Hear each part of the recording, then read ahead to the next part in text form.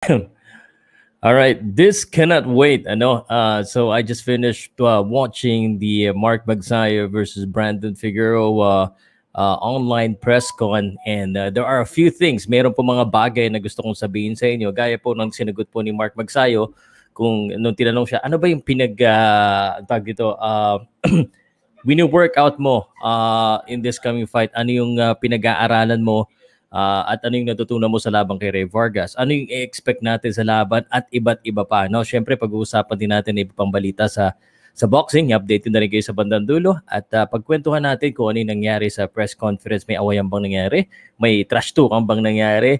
Yan po yung mga pag-uusapan natin. Siyempre, bago natin pag-usapan yan, please, let me just do a 1-minute introduction just for us to share this para po ma-share po natin sa ating mga kaibigan, kamag-anak at sa mga mahihilig sa boxing at saka sa mga fan ni Mark Magnifico Magsayo. Okay? So, 1-minute countdown and then simulan na natin to. Grab your coffee because umaga pa kung late kayo magising. Actually, I was thinking of doing this tonight. Sabi ko, no, I can't wait because gusto ko na agad ibalita sa.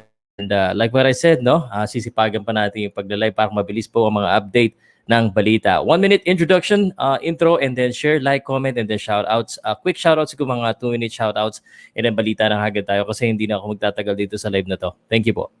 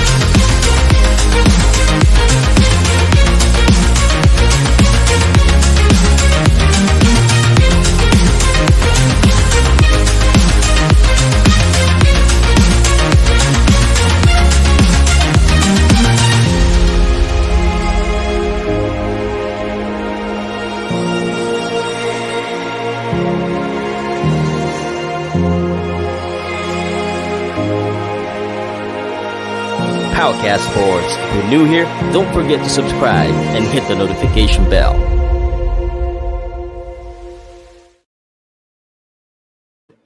We know it's a big fight because hindi na tayo makatiis. No? Good morning po, magandang umaga po sa inyo lahat. Ako po si Pow Salud. At kani-kanina lamang po ay natapos po ang press conference po ng ang laban po ni Mark Magsayo at ni Brandon Figueroa, which will happen on March 4 in the US, March 5 in the Philippines. So, imarka nyo na po sa mga kalendaryo nang hindi nyo makalimutan ng hindi mayat-maya ang tanong natin. But alam ko naman na marami pong interesado dito sa laban na ito. Sound check. Teka lang, tignan ko dito sa live ko kung okay naman. Sound check. Good morning po, magandang umaga po sa inyo lahat. Okay naman. Yan. Okay. So kung wala magpapa-shoutout, balita na kagad po natin. Kanina po ay nag-host po ang PBC ng kanilang online press conference. Ang ibig sabihin po noon ay hindi po talaga sila face-to-face na nagharap. Although meron po tayo at marami po tayong natutunan doon sa press conference na yon. At mga ilang bagay po doon ay talagang ako po ay natuwa dahil I think Mark Magsayo, although he is the underdog of the fight according to many analysts, and why not? I mean, Brandon Figueroa talaga mas sikat doon, so I bet he's gonna be favored there. But if you look at all of the odds, talagang Mark Magsayo is the underdog. But maganda talaga to. It's gonna be a good fight, and I truly believe Mark Magsayo has a big chance here also of winning this fight. So Brian Custard hosted the show, so credit to him. I watched it on Fight Hype, itong press conference ni Mark Magnifico Magsayo. And of course, Mark Magnifico Magsayo, he last fought itong si Ray Vargas, kung saan nga po na natalo siya nito ni Ray Vargas, and nakuha ni Ray Vargas ang kanyang titulo. At tinanong siya dito kung ano ba yung natutunan niya from that. Sabi niya dito, and I quote, he respect the judges, but he felt that he won the fight. Yun po ang kanyang sinabi.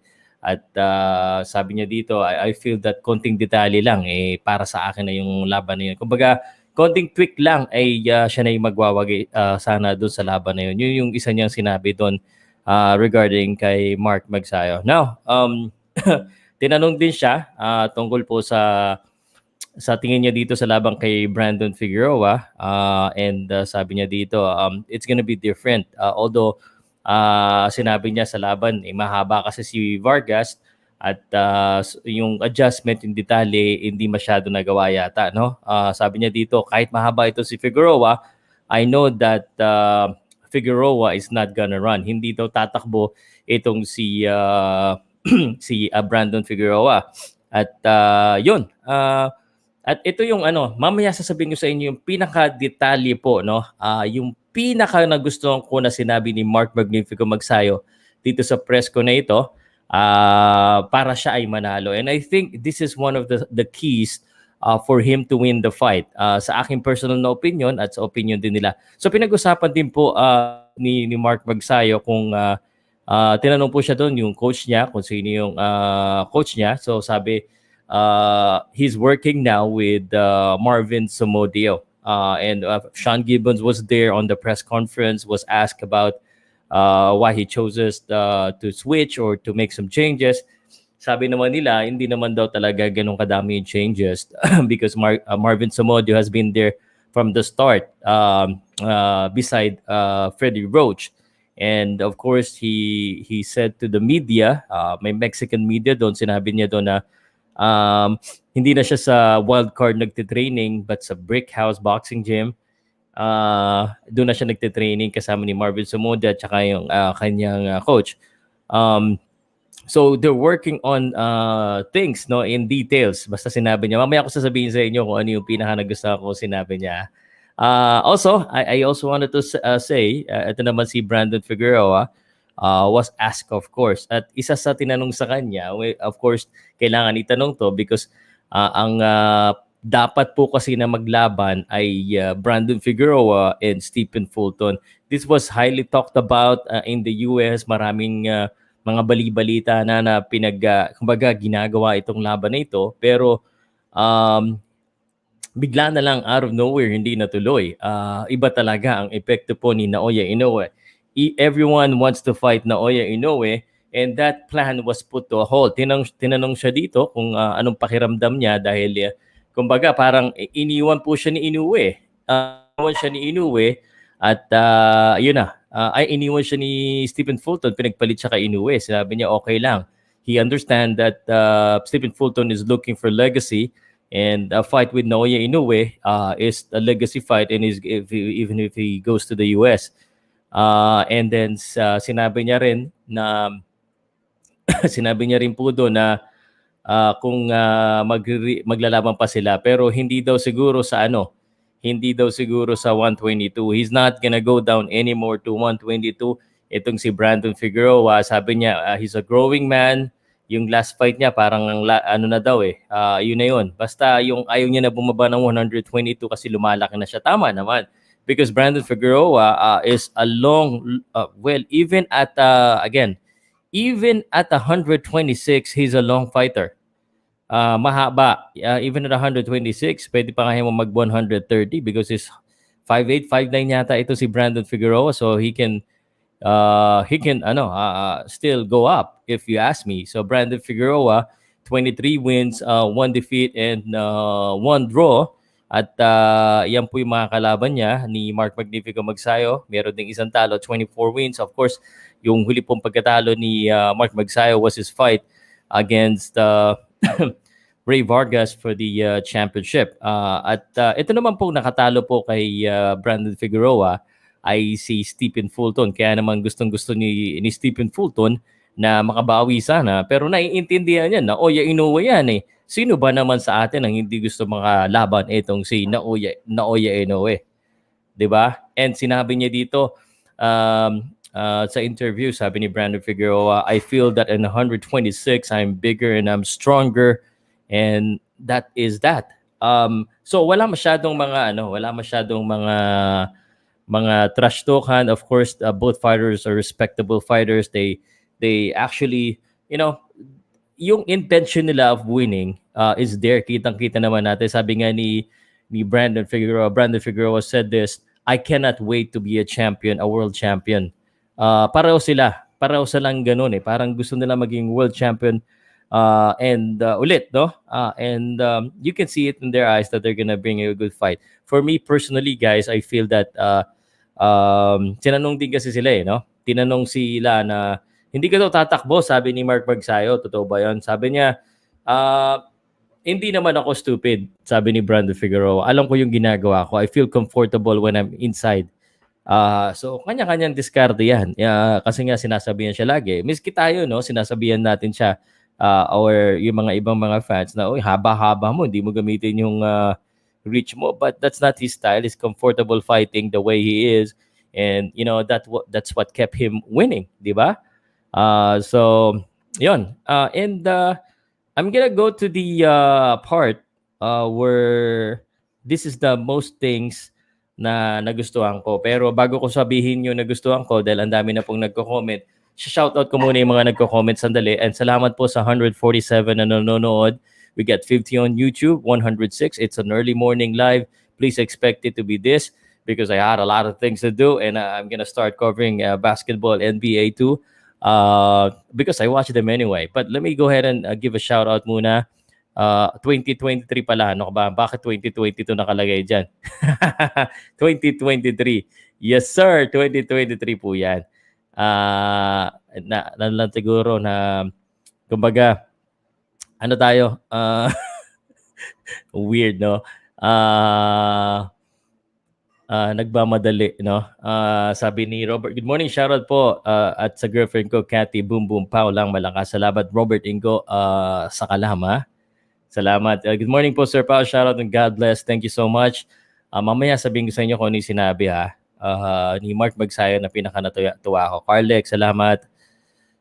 What up? Boom boom pow idol, Tamayo Vlogs 0102, live ako dyan. Sabi ni Hermo, good luck sir. Magsayo ako 200k. Sir pa, magsayo versus kasi ano masasabi mo? See you Ontario, California, March 4. Yun, padala ka nga ng isang picture dyan, Pogi for Life. Shout out idol watching from Riyadh. Edwin Topiador. Yeah, salamat po, pahingin naman ng sombrero. The fight won't be easy for Magsayo. He's got a chance, probably slim, not sure. One thing, I certain Spark will be flying. Sparks, huh? Good morning. Good morning po. Good morning. We'll see if we can try and antawag dito. See if I can do an interview with Mark. Shout out naman kay Jerry Balagbagan from Pensacola, Florida. Salamat Jerry Balagbagan. Salamat sa kita-kit sa Mindanao sa labang ko sa championship. Kailan ba yan, Robert? Sabihin mo sa promoter. Imbitahan naman ako para sure ball tayo dyan mga punta. All right, let's go now to the part where may sinabi kasi si Mark Magsayo, and we all know maraming mga Pilipino po. Of course, if you're popular like Mark Magsayo, and I feel like Mark Magsayo internationally is the most popular right now, international level, lalo na sa Amerika, talagang marami pong nakakilala kay Mark Magsayo on the international stage. Now, because of that, marami din mga Pilipino, lalo na sa huling talo niya, marami mga kritisismo, which is okay. I think I know Mark Magsayo understand that, but meron ding mga nagsasabi kung ano yung mga dapat i-workout niya. And I think he put the nail in the coffin here na it's just the details. And ang pinaka sa tingin natin na dapat niya talaga i-workout, which I believe yun nga yung sinabi niya doon, especially with this fight against Brandon Figueroa, who's gonna be attacking or expected to attack and expected to go to the body, is his defense.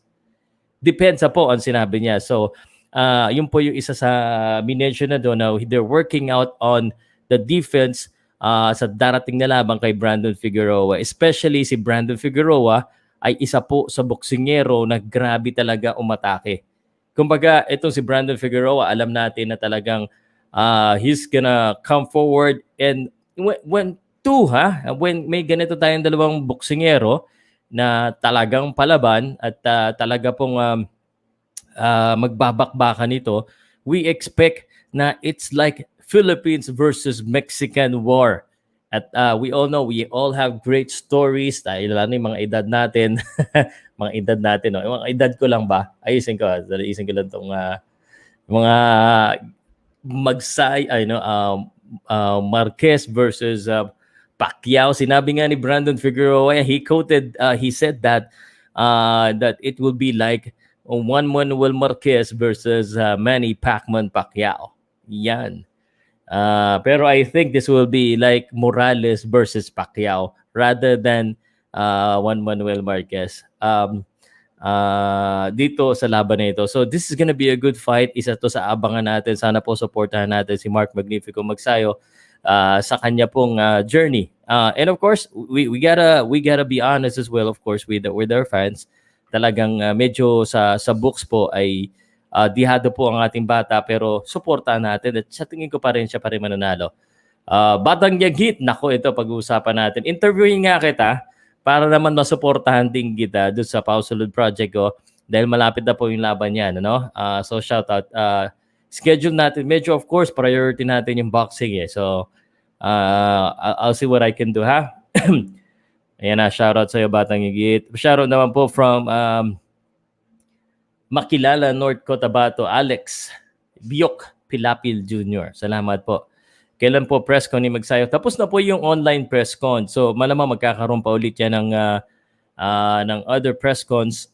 But tapos na po yung presscon at ayun po yung pinakagusto kong na sinabi ni Mark Magsayo is he's gonna work on his defense on this fight. And I think that will be a key here. Lalo na depensa sa katawan because that guy, itong si Brandon Figueroa is definitely gonna attack. Okay, any question about the Mark Magsayo fight? Let me tell you that this fight is gonna happen on March 4. Again, March 4 in the US, and this is gonna be happening in Ontario, not in Canada, but in California, and for the WBC Interim World Champion. Interim po yan. Sa tingin ko, feeling ko kung nanalo sana si Ray Vargas, sana inabitawahan niya na yung belt niya. Pero si Ray Vargas ay babalik at babalik po sa 126. So that means the two fighters here, Magsayo and Figueroa, whoever wins this one could figure in a rematch against Ray Vargas. So tingnan natin. So again, this is promoted by TGB and Samson Boxing, Tom Brown, Wilfield Hayden, and will be shown on Showtime. Now, Showtime pa naman ang pinakamahirap hagilapin dito sa Pilipinas. Tom's Workstation, a long time no look.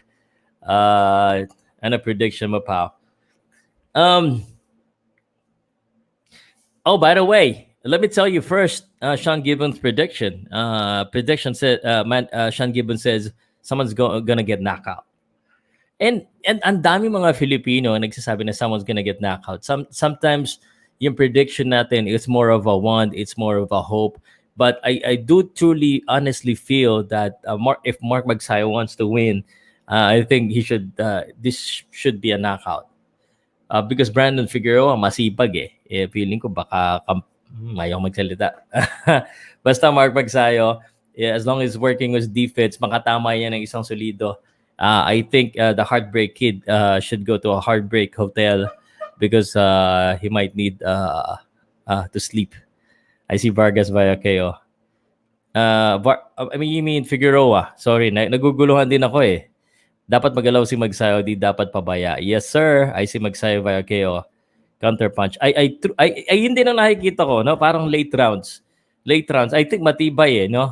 But the power of Mark Magsayo, if he work on his stamina, pagpasok nito, I think makakaisang iba pa naman si Mark, no? Pag si Mark Magsayo pang-highlights talaga yung mga suntok ni Mark eh. Pagpasok niya, boom!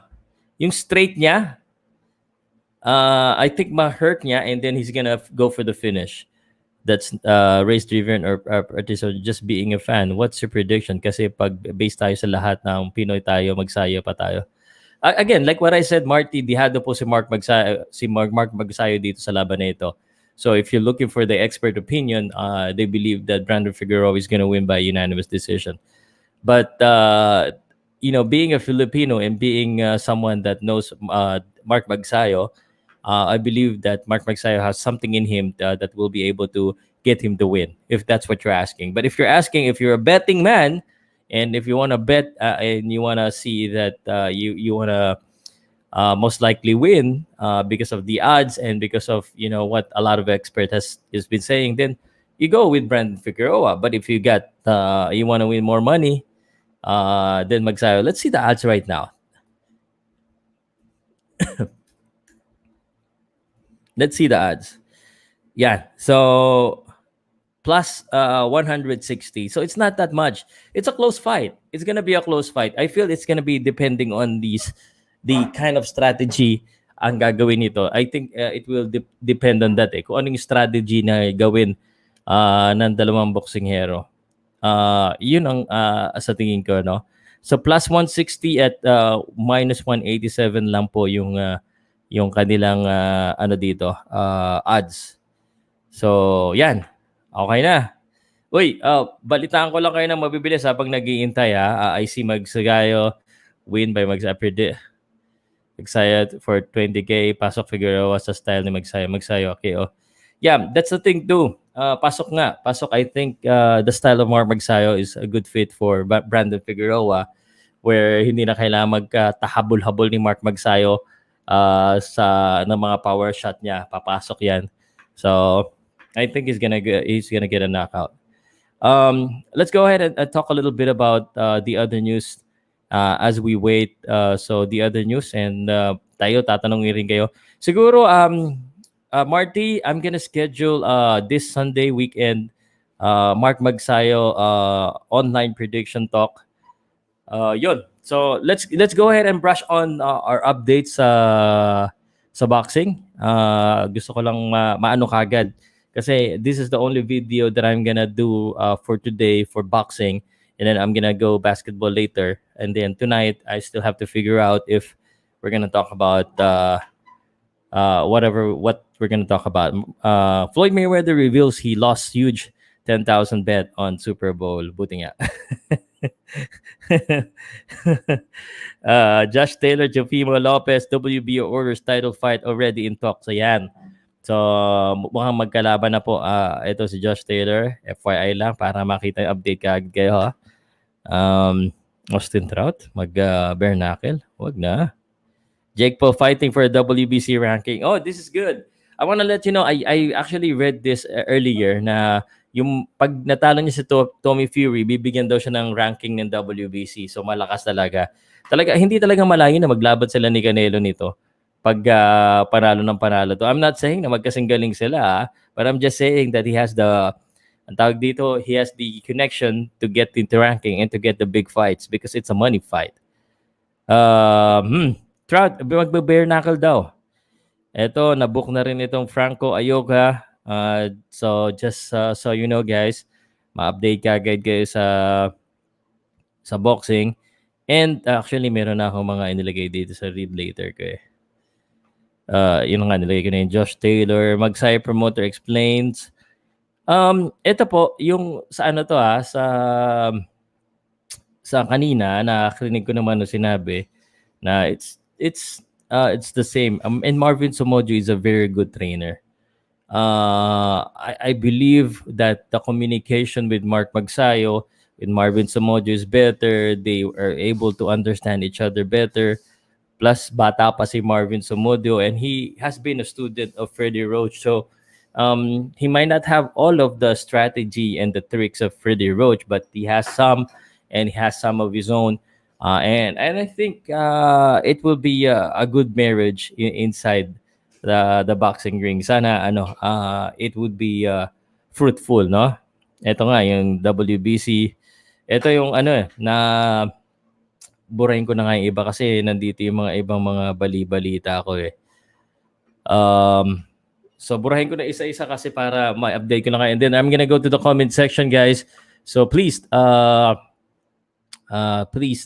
me know. Simulan natin. Burahin ko lang to. Devanini, tapos na to eh. Devil Fury, hindi ko na Nate D, bakit hindi ko pa nabura itong mga to? Kasi may mga ano ko nasa read later, guys. So, guys, I just wanted to let you know, I should not be doing that here. That marami talaga tayong mga aabangan. Let me give you also dates. There are a few things that I would like to share to you in the local scenes. Marami-raming mga boxing events na kakalabas lang, no? So for this week pala, no? Mamaya po I'll try to go live in the fourth quarter of the Lakers versus Pelicans. I'll be doing a live basketball commentary in the fourth quarter only and updating myself about basketball at the same time and yourself. And then mamayang gabi, 8 o'clock, baka mag-live ako. And then tomorrow, I'm gonna go live, Suns versus Clippers. But at the night, baka may date kami ng asawa ko, so baka wala akong live. If I arrive, ang tawag dito, if I arrive early, then I might, but I'm not sure. And then Saturday, of course, we're gonna have a morning show, an afternoon show on Saturday. No basketball there, but we'll have a boxing talk around noon, because at night I might be in an MMA event Saturday night in Makati. So I'm yet to confirm that one. I'm just waiting for the approval, or I'm gonna do a request if I can take a videos. And then on Sunday, guys, NBA All-Star 2023 Slam Dunk 3-point skill contest. This weekend, I wanna ask you, siguro sa mga fans ko po, sa mga nanonood dito, may labang kasi si Luis Neri sa Sunday morning. It's Luis Neri versus Hovyannisyan for the WBC eliminator, which means whoever wins that one is the scheduled or is mandated to fight whoever is the WBC champion, which could be Stephen Fulton or Naoya Inoue. So kaya hindi available itong si Luis Neri kay Janro Casimero, and I don't know if he will ever be available in the next two fight, because if Luis Neri wins against Hovyannisyan, Hovyannisyan, then why else would he fight anybody else? 'Di ba? Hindi na siya kailangan lumaban kahit kanino dahil champion na yung kakalabanin niya. Real talk po 'yan. So, that's the real news. So I'm thinking of doing that or the slam dunk. Ano ba sa tingin niyo mas okay? Slam dunk 3-point NBA All-Star kasi. And then sa gabi, Marty, you're invited. Hopefully you're available 8 p.m. I'm gonna do an open forum Mark Magsayo, Brandon Figueroa talk and prediction for February 19th Sunday. Open forum Mark Magsayo, Brandon Figueroa talk. So I'm inviting you guys na mahilig sa boxing on Sunday, and then plus other conversation. Of course, Mark Magsayo will just be one of the topic.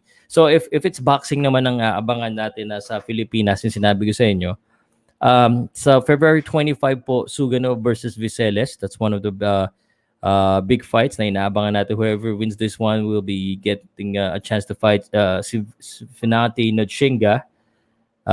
And then Adrian Broner versus Michael Williams Jr. February 25. I'm not sure if I'm actually as interested in this fight dito sa kalaban po ni Adrian Broner tsaka Michael Williams. I've been getting a lot of PR.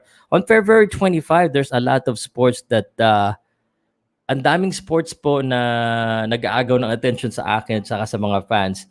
And I feel on February 25 ang mananalo sa akin at ang ilalive ko ay ang nako po ay Gilas Pilipinas versus Lebanon.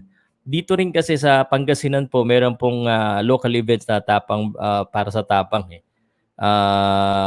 so 25 Lebanon versus Gilas Pilipinas.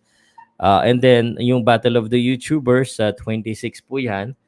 And then also sa Blow by Blow February 26, February 26 or 27. And then 28, mayroon na namang laban sa Angilas. And then Josh Taylor. And then March, ang dami na naman, March. So, yun, medyo marami-rami po tayong events na na aabangan. Of course, yung March 4, March 5, that's gonna be the Mark Magsayo Day. I believe so far that's the biggest fight for Filipino. And here's the thing kasi, pag big fight kasi, eto gaya nito, big fight, talagang aabangan ng mga tao yan.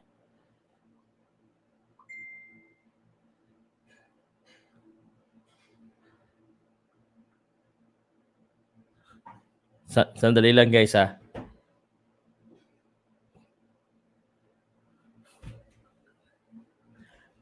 Okay, sandali. May emergency lang ako, yung misis ko nasa ibang bansa eh. Joke lang. Ay, Diyos ko. Okay. Grabe, trade sons are now supposed to win the chip. Sana.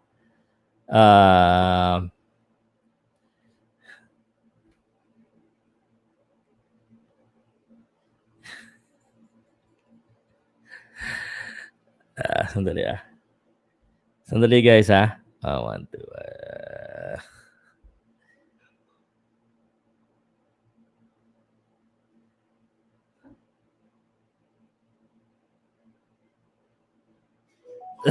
Sorry guys.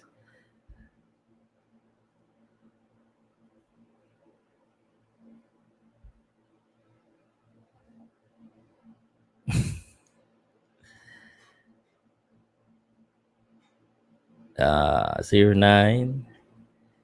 Nagpapadala ng Gcash eh. Nagpapadala ng Gcash si Mrs.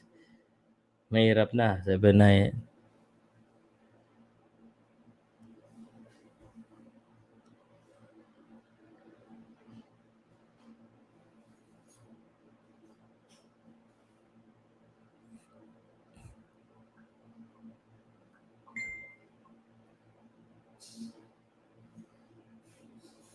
Okay.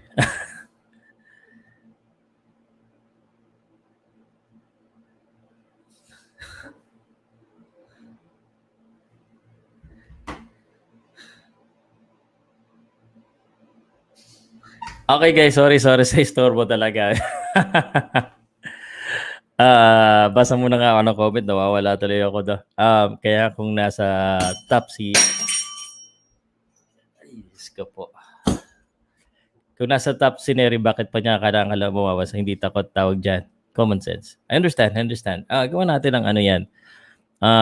Hindi talaga hindi talaga makalabas si Ala sa mga Panginoon kasi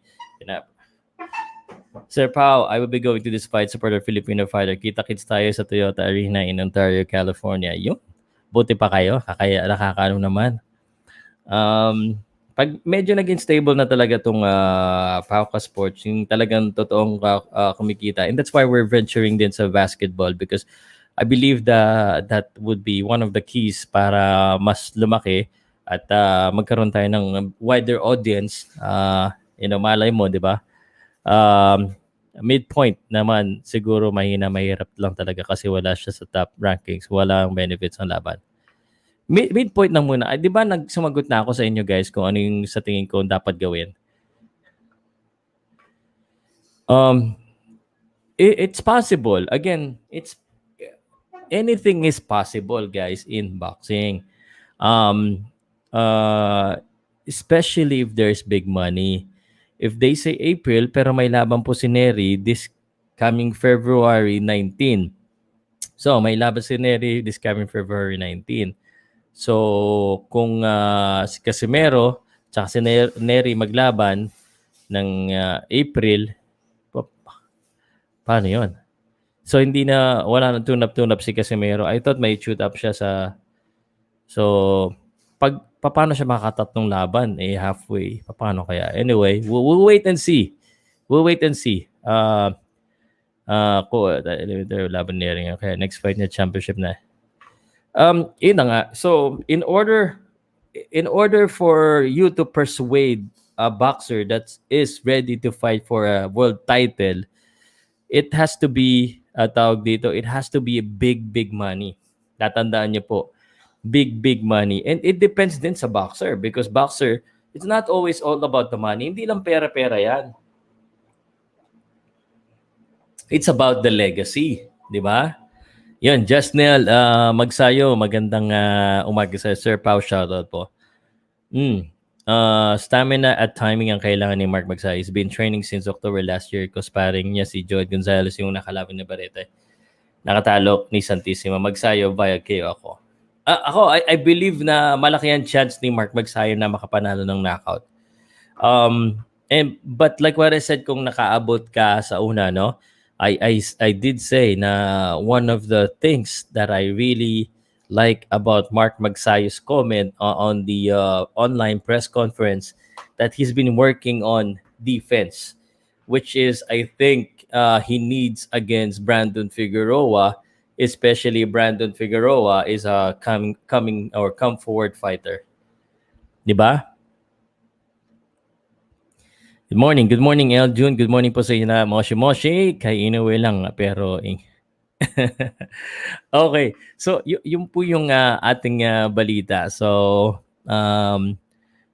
what else can we say? Actually there are still a few videos that I'm gonna be coming up. I want to share to you this, no? Pakita ko lang sa inyo, baka hindi niyo pa kasi napapanood. There's a lot of videos na ina-upload ako on a daily basis because marami po talaga tayong kinover na event recently, especially sa boxing sa General Santos City, which nag-enjoy ako ng sobra yung ngayong recently balik ko, no? Marami tayong napuntahan. So, eto po, no? May mga amateur fights po tayo dito. May interview tayo kay Raymart Gabalio. Nandito rin po, ito po si Presco Corcosia, yung gumagalaw ngayon. He's actually tanggalin ko natin to lagyan natin. He's actually fighting in the main event. Pinalta niya po itong si Pete Laurente. Now is scheduled to fight in Korea. During this time, hindi pa pwede sabihin. At ito po, no, yung mga original videos po. So if you want to support that, pati yung interview ko po kay Nonito Donaire Sr., nandito po yan. And the rest. Pati itong kay Raymart Gabalio. Please support Raymart Gabalio. Raymart Gabalio is also gonna be fighting for the interim yata, yung paglalabanan nila or mandatory kay Kanha. So yan po yan. And of course, if you haven't seen this, please check this one, KJ Cataraha versus Edward Henyo, one of the good fights that I've seen in recent years. Napakaganda, napakadikdika ng laban na ito. It's now 160k views. Wow, congrats. Ang layo, di ba? Ang layo sa iba eh. But nonetheless, please support the channel and subscribe. We are now 510,000. Baka bago matapos ang taon, 600,000 na tayo or 1 million. Depende po sa inyo yan, ha? Yun. So, basa-basa muna tayo ng konti. Sir Pao, tuloy na ba yung laban ni Magsayo? Shoutout naman sa pamilya Raymond. Yes, sir. Tuloy na po ang laban ni Mark Magnifico Magsayo. March 5. In fact, kaya nga po tayo gumawa ng ganito. Nag-react po tayo dun sa press conference po na nangyari kanina lamang. At doon ay pinahiwatig nila ang kanilang kagustuhan maging world champion muli at ang kanilang mga posibleng i-expect sa laban. Tailor-made ang stand ni Figueroa para kay Magsayo. Yan ang tipong pinapatulog ni Magsayo. Sabi ni Cap Rubiay. Yep. So, I guess, ang malalaman na lang natin, alam na natin na matigas ang ulo nito ni Brandon Figueroa. Ang tanong na lang, mas matigas ba ang kamao ni Mark Magsayo kaysa sa ulo? Para tayo, Sir Pao, enjoy ako dito sa Jensan. Dindo Alcantara. Yes, sir. Enjoy. Alam mo na. Tuna tayo. Wag na nakasagad na nga. Abangan sa Atlantic Weight Division, sabi ni Angelo. Ako Magsayo manalo dyan. Laban kay Brandon, Sir Pao, mukhang ibabalik ni Magsayo yung agresibo niya sa laban dati. Agresibo naman siya sa laban. But again, para sa akin po, ang nakita ko, and you can quote me in this sa mga vloggers, I think good yung sinabi niya na depensa. I think depensa, especially against a come forward fighter, yung aatakan na depensa is very important. Oy, si The Notorious. Same Notorious ba ito yung nakita ko sa Jensan? Salamat po sa mga kaibigan natin sa Jensan. Every time I get to visit a place, talagang nararamdaman ko po yung pagmamahal ng mga boxing fans na talagang andiyan pa rin kahit mag-away-away tayo lahat, andiyan pa rin sa mga fans po ng sports, ng plano ng boxing. Salamat po sa inyo lahat sa suporta ninyo, ha? Skyler, yan, boom boom bao. Salamat po. Okay. All right, ang hirap niyo iwanan, but I gotta let you go because there's nothing else unless you have questions. So sinabi ko na rin, si Floyd natalo ng posta. Marlon Tapales, you already know he's scheduled to fight Akhmadilib. And si Melvin Jerusalem, baka din po mayroon ng first bid na nangyayari yata sa laban ni Melvin Jerusalem. So that's it, guys. I'll see you again next time, and yun, anong ibabalik. Okay na. Salamat na po muna. That's just a quick update. And please expect more live updates from me in the future. Please, paki-share na lang po ito. Paki-like, paki-comment para po marami pong mga tao ang makaintindi, mas maliwanagan, at mas maging kaibigan natin. Salamat, and see you again on my next live.